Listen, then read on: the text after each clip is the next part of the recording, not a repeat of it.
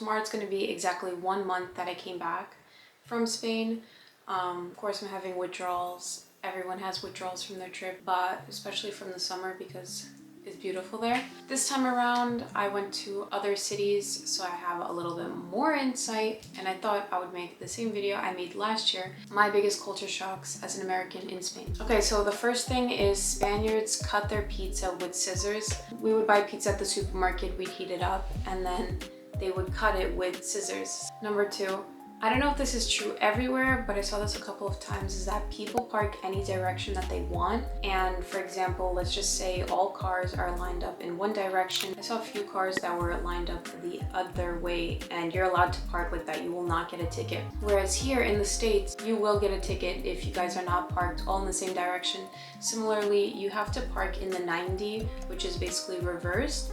And if your car is not parked in the 90 like everyone else's, if it says that you have to, you will get fined for it. Number three, it's kind of a big one, is it's not common for teens to have summer jobs.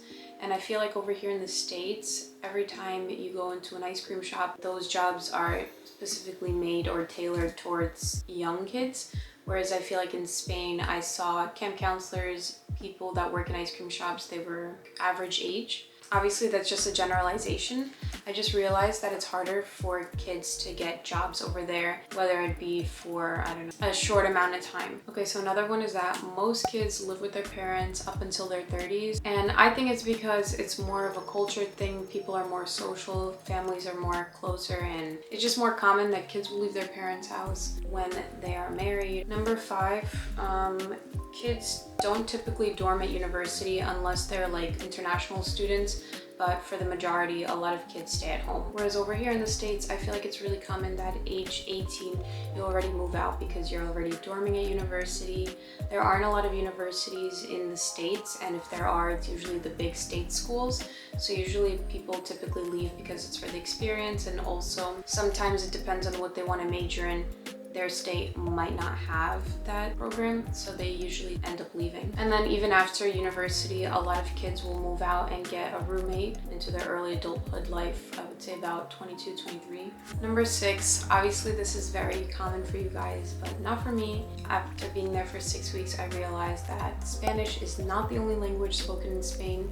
Of course, it's the most common one, and it is their national language. Depending on the region that you are in, they have different languages and also different dialects. So for example, I was staying in Barcelona, which is Catalunya, and they speak Catalan there. And this is the first time that I really heard more people speaking it rather than last year. I don't know, I just didn't really pick it up. Also, when I was in the south in Andalusia, I realized that they speak faster and they have a different accent, which is something I wasn't able to pick up last time I was here. Another thing is that Christmas isn't as heavily celebrated as Semana Santa. I feel like in the States, Christmas is a really big holiday. A lot of things are closed and everything.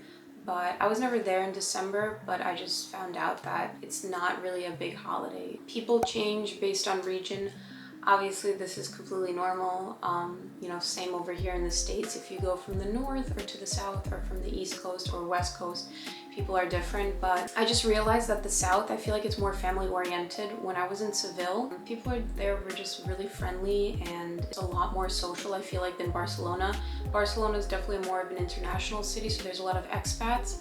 But in my personal opinion, I had this one scenario where I got lost and I didn't know how to get to my hostel, and the Google Maps was saying that I was in the vicinity, but I couldn't find where it was exactly. So I asked a couple and I said, oh, I'm not sure how to get here. Would you be able to help me with these directions? And they were also looking and they didn't understand it. They were kind of confused because it said that I was there, but I wasn't. So they're like, oh, you know what? We're just gonna walk you, it's fine. And I was like, oh, you really don't have to. Like, you don't have to go out of your way. They're like, no, we're not doing anything anyway.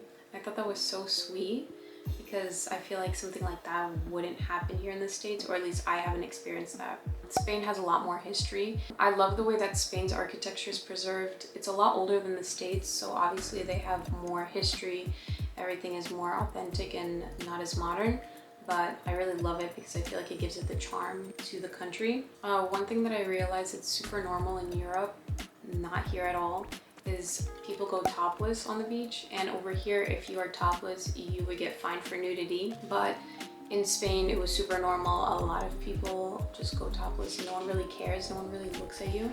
So people really value their siesta. Not so much that like people necessarily nap, but people will take like that 1 or 2 hours throughout the day and they'll go get a cup of coffee or they'll go back home, eat something, walk around. Siesta is really important just to take that break in between the day, and I feel like it's a really good work-life balance. Another one was blockout shades. So the Spanish sun is really hot, as you guys may have known.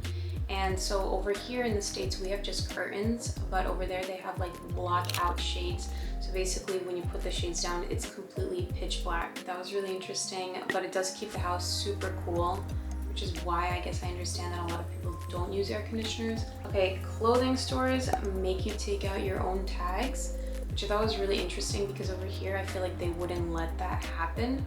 I don't know why, it's just not a thing here, but over there when you're going to check out, it's really cool. I like the system. I think it's really modern because you put your stuff down, it scans it, it knows what the item is, and then you're able to take out the plastic thing on your own, the buzzer. And then at restaurants, they actually bring the machine to you when you're paying. So I feel like here in the States, if you say, oh, I'm paying with card, they'll put the book down kind of like this, but then you put your card in and then they go away, they charge you, and then they come back. But I feel like a lot of people in Spain would think that, why would they want to take the card away? They would think of it as fraud, which kind of makes sense, but I don't know. I mean, not in all places. I've seen in New York places, they do have the machine that they, you know, you can pay right up front, but I feel like it's more common over there. They literally make the transaction in front of you. And the last thing I wanted to talk about, which I know I already emphasized this last time, but it's really true and it's really important, is that for the majority of my experience, Spanish people are super friendly. I feel like the culture in the community is just like everyone is there together to help you and to just like have a good life. I feel like there's not a lot of pressure on, you know, how much money you make or your status. Okay, yeah, so those are just some more culture shocks that I've experienced this time around in Spain. If you guys have any of your own, maybe from Spaniards coming to the States, let me know. And yeah, bye. Or should I say adios?